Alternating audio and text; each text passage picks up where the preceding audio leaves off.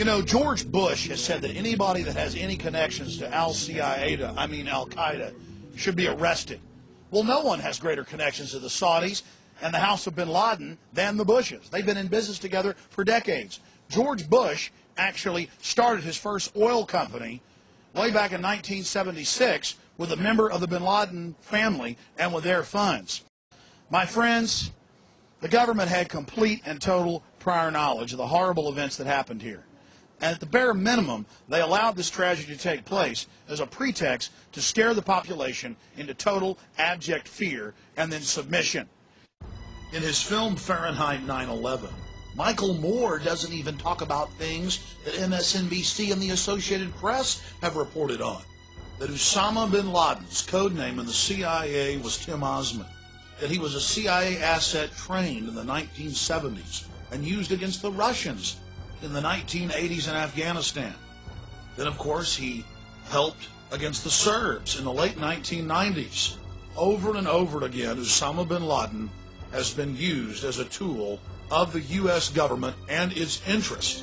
Anytime they need to create a crisis anywhere on the planet, bin Laden comes to their rescue as the fire starter they need to create the crisis so they can offer their solution. Or why didn't you talk about the huge 9/11 truth movement that sprung up right after 9/11, made up of hundreds of the victims' families of September 11th, alleging government involvement in the attacks? Why didn't the film talk about the official U.S. government plan to carry out terror attacks in America and blame it on foreign enemies? Operation Northwoods. It even called for hijacking jets by remote control and crashing them, bombing D.C., committing sniper attacks. No, Michael Moore didn't discuss this. Something ABC News and the Baltimore Sun were willing to do, Michael Moore wouldn't get near. In the 3 days after September 11, 2001, over 160 members of Osama bin Laden's family were flown out of the country to Saudi Arabia. This at a time when all commercial and private air traffic was grounded by the Pentagon. But that wasn't the only airlift. Seymour Hersh first broke the story at the New Yorker magazine about the airlift of evil. It was then picked up by major publications, but, well, forgotten into the memory hole.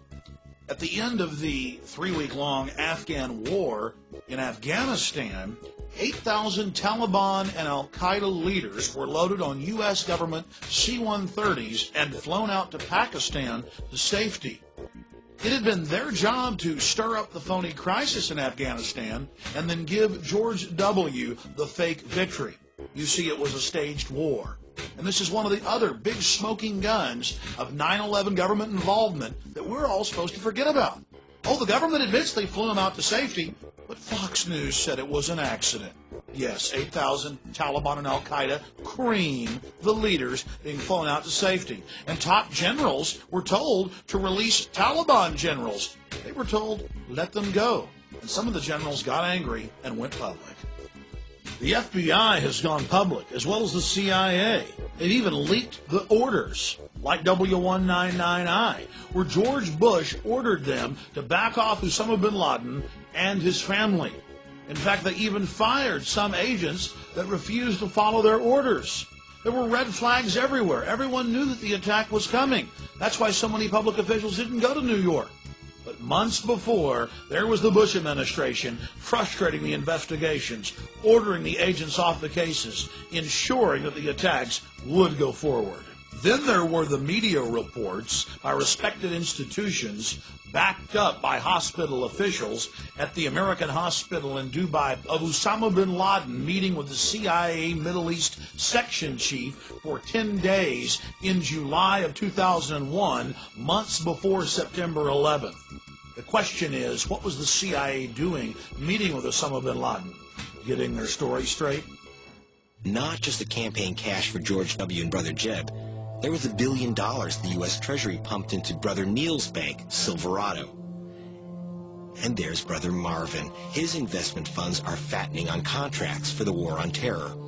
And Daddy, Bush Sr., became the first ex-president to sell his Oval Office connections for cash to oil companies and arms dealers.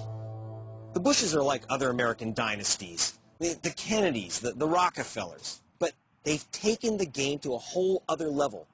See, the money gets them office, then the office gets them even more money. Call it the Bush cycle. And it's still rolling along.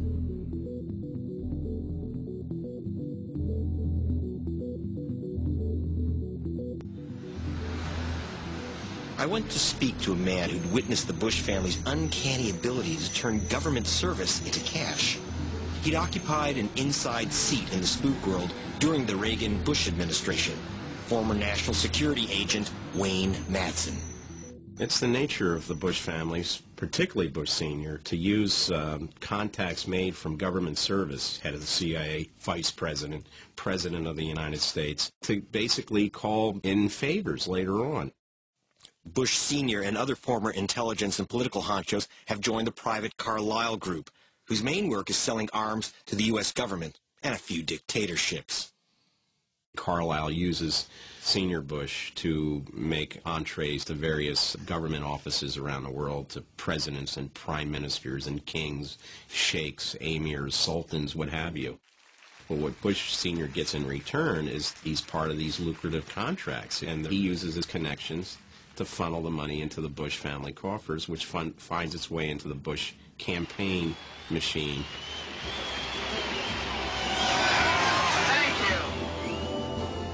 In 1988, George Bush Sr. won the presidency. At this time, a contract was awarded by the government of Bahrain to drill for oil in the Persian Gulf. Surprisingly, it went to a small-time Texas oil driller, Harken Energy, who had little experience in the field. I asked investigative reporter Pete Bruton, then with the Houston Chronicle, how this happened. Harken Oil in Texas gets an offshore contract to drill in the Persian Gulf. It was a big mystery to everyone. All the analysts, everybody said, how did this happen? Nobody understood why it happened. Why didn't Amoco, why didn't Texaco, Mobil, Exxon, BP, why didn't they get the contract? They had the capital. Harken didn't have any capital. And I found out it was because George W. Bush, the president's son, and our future president, was on the board of directors. This document is marked secret and WF, which means it walked its way out of the Washington Bureau of the FBI. It indicates that before the attack of September 11th, agents had wanted to question two members of a very powerful family for their connections to a suspected terrorist organization, Omar and Abdullah bin Laden. But the agents weren't allowed to. Now, what makes this family so special that they're protected from investigation? To find out what lay behind the Bush administration's reluctance to look into the bin Laden family, I went back to speak to our fighter pilot, Bill White. He went into business with a mysterious figure, James R. Bath, who managed the U.S. funds of a powerful Saudi family. I met many times with Salim bin Laden, Osama bin Laden's older brother, both in business settings and in social settings. We had parties there where a lot of the dignitaries and big business bigwigs would party with the Arabs. So it was like La La Land. These guys drove around in limousines with suitcases full of cash. It was just amazing. And those suitcases full of cash found their way from bin Laden to a man named James R. Bath. Bath actually presented me with a copy of a trust agreement, a one-page trust agreement that was signed in 1976 that appointed him as sole and exclusive representative for the Saudi bin Laden family in the United States of America and all their business ventures. And that bin Laden money allowed Bath to invest in another flyboy, our future president. Oh, that's right, George Bush Jr. and our Busto. That's correct. Do you know about that? Well, I know about it because Jim and I had to provide our personal financials to our lenders. And so I looked at his personal financial, and they're, plain as day. It said, our Busto 79, $25,000, or Busto 80, $25,000. So Bush's oil capital came from Bath, and Bath's money came apparently from the bin Ladens. But why would they plow money into W's oil company? The money that Bath put into our Busto was nothing but an extension of this quid pro quo relationship between the Saudi royal family and the Bushes. The Saudi royal family was deathly afraid of the Ayatollah Khomeini and the radical Islamic movement. And so at that point in time, they went to the Bushes and said, look, protect us from the Ayatollah and these radical fundamentalists, and we'll give you whatever you want for your campaigns and to fund your kids' business interests. to fight your secret wars.